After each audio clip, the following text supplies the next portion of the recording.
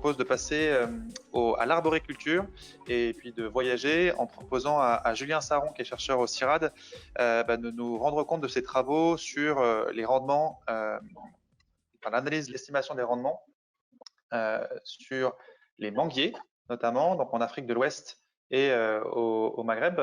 Julien, tu as la parole et voilà, tu vas pouvoir nous expliquer un peu déjà qu'est-ce que le CIRAD et quelle est ta mission, mais quel est le contexte de production dans ces pays et pourquoi cette solution s'est développée plutôt là-bas plutôt que dans des zones plus tempérées qu'on connaît mieux. Oui, bonjour, vous m'entendez? C'est parfait. Est-ce que vous voyez mon écran aussi? C'est parfait également. Parce que là, oui, ok. Très bien. Bon, je m'appelle Julien Saron et je suis chercheur au CIRAD. Donc, comme le disait Pierre, je vais changer un peu de contexte puisque je vais aborder les plantes pérennes, donc les arbres fruitiers, et dans un autre contexte puisqu'on va parler des pays en développement. Donc, moi, pour vous resituer un petit peu, je suis chercheur au CIRAD. Donc, le CIRAD, c'est le Centre de coopération internationale de recherche agronomique pour le développement.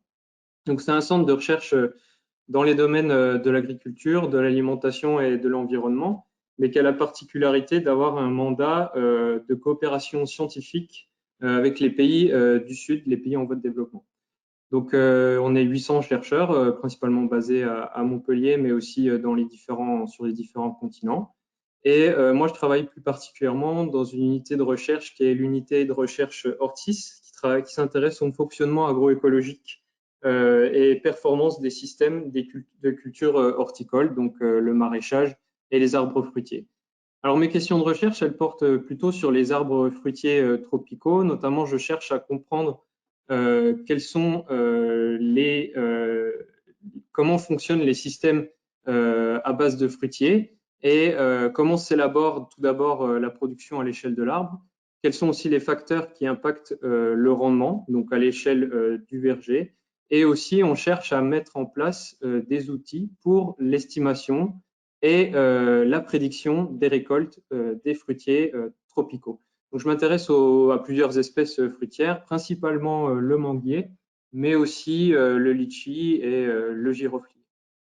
Et donc, je travaille beaucoup sur des questions agronomiques, mais aussi la modélisation et l'analyse d'images. Donc, analyse d'images, qu'elles soient prises au sol, par drone ou satellitaire. Alors, pour resituer un peu le contexte, pourquoi on s'intéresse à l'estimation de la récolte dans les pays en voie de développement, surtout en Afrique? En fait, les filières fruitières sont très peu structurées. Donc, c'est pas du tout pareil comme en Europe ou en France. Il y a très peu de structuration des producteurs. Il n'y a pas de coopérative qui puisse exister. Il y a très peu d'interactions directes entre producteurs et acheteurs. Et il y a très peu de support des institutions gouvernementales. Il n'y a pas vraiment de conseil agricole.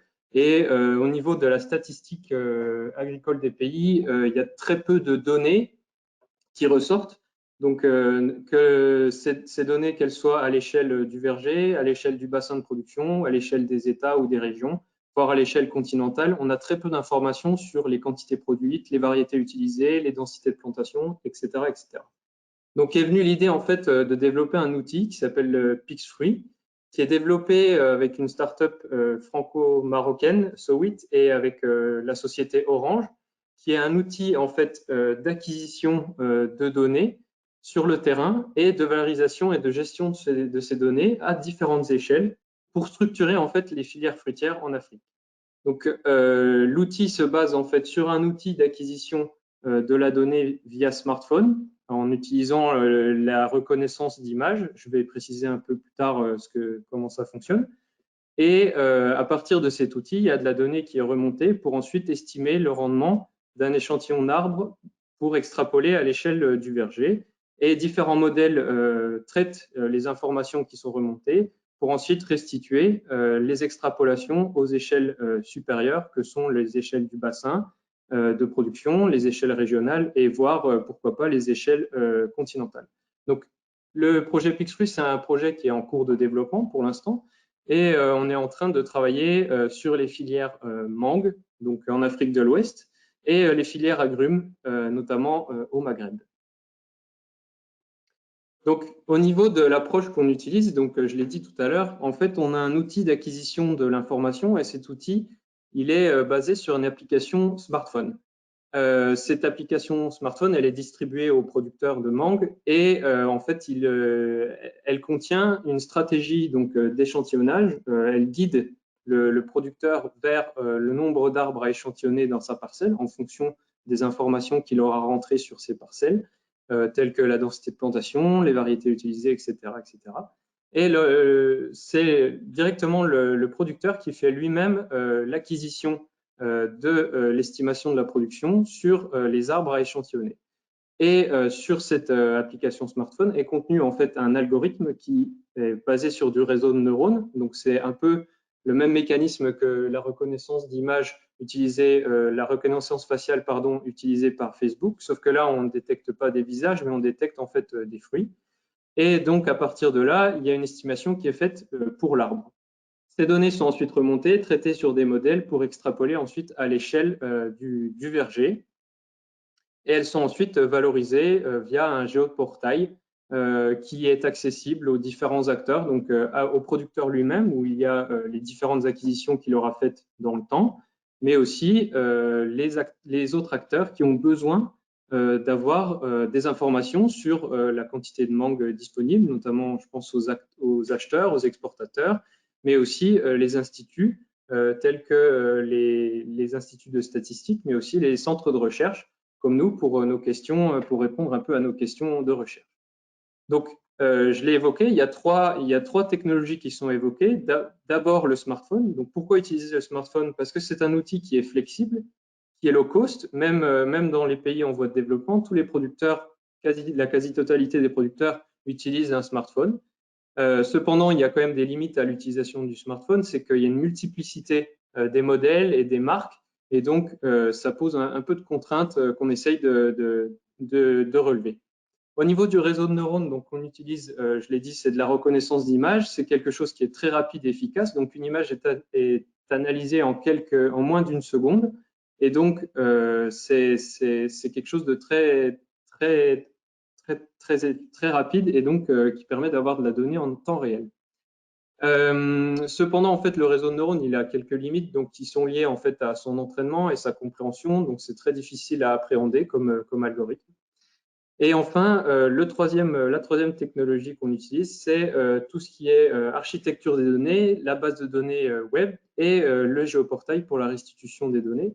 Donc en fait, Pix3 donne un accès via ce géoportail, donne un accès aux différents acteurs à la donnée qui est restituée et spatialisée via des SIG.